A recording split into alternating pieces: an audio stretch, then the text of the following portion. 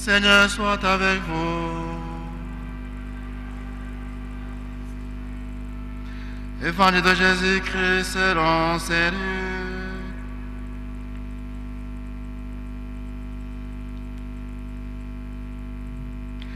Des grandes foules faisaient route avec Jésus. Il se retourna et leur dit: si quelqu'un vient à moi, sans me préférer à son père, sa mère, sa femme, ses enfants, ses frères et ses sœurs, et même sa propre vie, il ne veut pas être mon disciple. Celui qui ne porte pas sa croix pour marcher derrière moi ne peut pas être mon disciple.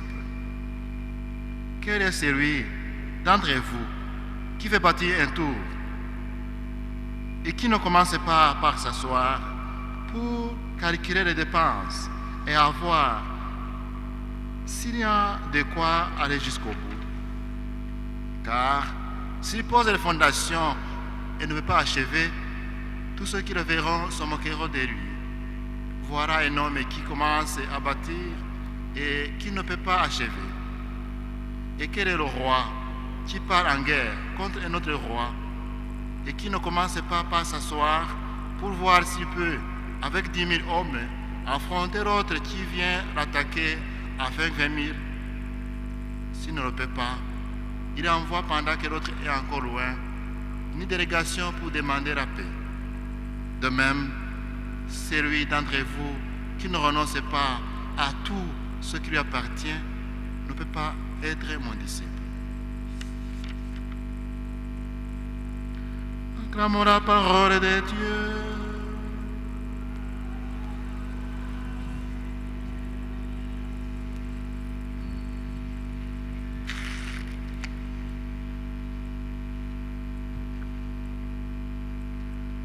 Loué soit Jésus-Christ. Bonsoir, bon dimanche. Nous voici au 23e dimanche du temps ordinaire en essai, comme nous l'avons souligné au début de cette Eucharistie.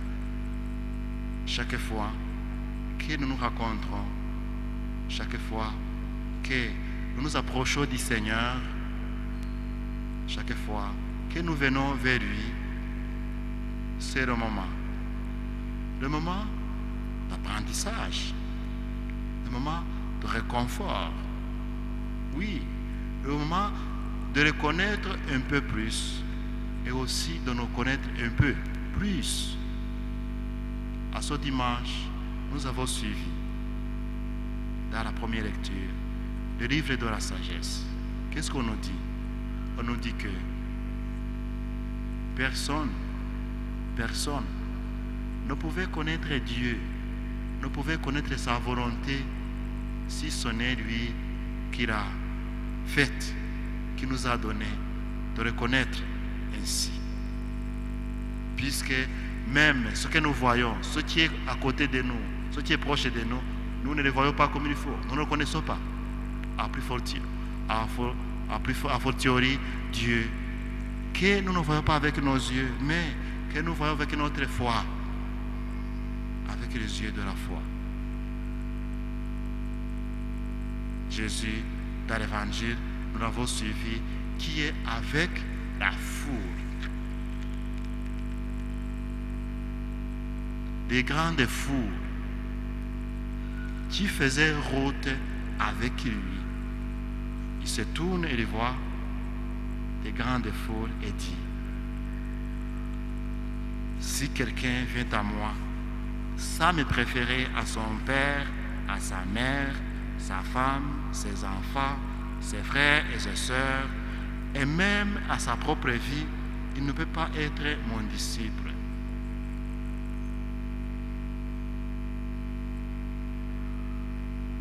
Oui, nous sommes chrétiens.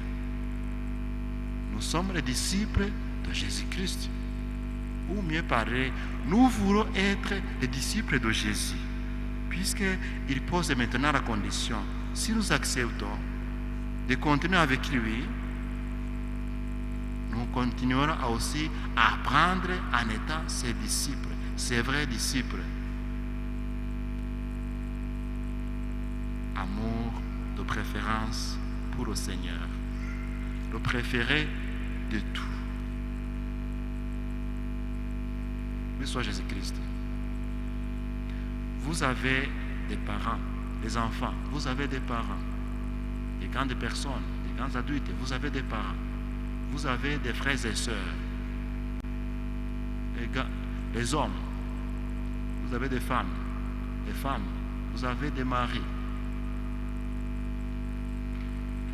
qui vous aiment, que vous aimez. Voilà que le Seigneur nous dit que nous devons aimer plus que eux pour être vraiment ses disciples. Il ajoute, même ta propre vie. Aimer le Seigneur plus que ta propre vie. Ce n'est pas si aisé, ce n'est pas si évident. J'ai l'impression que pour arriver à cet entendement, à attendre, à faire ce choix, que le Seigneur soit au-dessus de tout, de mes parents, de mes frères et sœurs, de mes amis, de ma propre vie, que nous devons d'abord sentir, comprendre combien lui, il m'a aimé, combien lui, il m'aime, plus que tout, puisqu'il a donné sa vie pour moi. Et s'il a donné sa vie pour moi, pour me racheter, pour me sauver, qu'est-ce que je peux lui refuser encore? Répondez à vous-même. Qu'est-ce que tu peux encore refuser au Seigneur? Tu veux le suivre? Tu veux être son disciple? Qu'est-ce que tu vas refuser encore? Puisqu'il a donné sa vie pour toi. Puisqu'il a donné sa vie pour tes amis, pour ta femme, pour ton mari, pour toi-même, pour moi aussi. Accueillons d'abord cet amour sublime qui est au-dessus de tout, que le Seigneur nous a aimés. Ainsi, nous aussi, à notre tour, nous pouvons l'aimer plus que tout. Nous l'aimons en retour, celui qui nous a aimés en premier. Donc, ce que nous pouvons faire, ce n'est pas un exploit. Non, ce n'est pas un exploit. Seulement, c'est une réponse d'amour que nous pouvons faire au Seigneur. Réponse de dons précieux qu'il nous a donné, la vie. Il ne réclame rien de ce qu'il nous a donné. Il ne réclame rien qu'il n'a pas donné. Il réclame ton amour, puisqu'il t'aime. Il veut que tu aimes plus que tout, puisqu'il t'aime plus que tout, puisqu'il s'est donné pour toi, pour moi. Chers frères et sœurs, dans ce troisième dimanche, regardons au Seigneur comme si il veut vraiment que nous nous désignions. Il veut que nous quittions la foule, pas des réponses dans la foule. Imaginons que nous tous ici rassemblés, nous sommes derrière lui, il se tourne et te voit.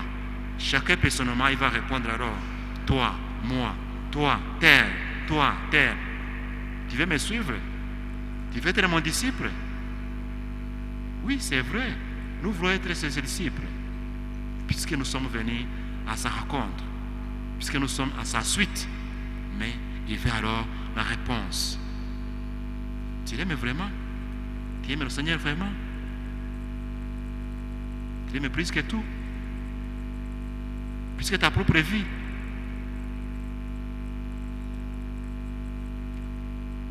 Sainte Thérèse de l'Enfant Jésus disait ceci, que ce que le Seigneur veut nous donner, il met d'abord désir dans notre cœur. Et ainsi nous demandons ce qu'il veut nous donner. Nous voulons être ses disciples. Je vais être son disciple. Tu veux être son disciple. Ce soir, disons sincèrement au Seigneur, il te voit, tu le parles. Seigneur, je vais être ton disciple. Donne-moi ton esprit, afin que vraiment je sache discerner ta volonté, afin que vraiment je sache renoncer jusqu'à moi-même, afin que je sache la croix que je dois porter à ta suite. Le Seigneur, il va où? Les grandes foules faisaient route avec lui, mais il allait où? Nous sommes au 14e chapitre de l'évangile selon Saint Luc. Le Seigneur était déterminé d'aller à Jérusalem. Faire quoi? Se donner pour nous. Alors, il ne veut pas que les gens continuent à le suivre dans la foule. Il veut que les gens se déterminent. Ce jour-là, certaines personnes sont déterminées pour être ses disciples. Se continuer.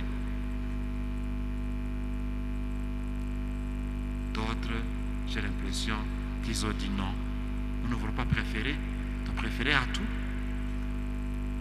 Peut-être c'est la réponse que tu vas donner aussi ce soir. Mais, en tout cas, que ça ne soit pas ainsi.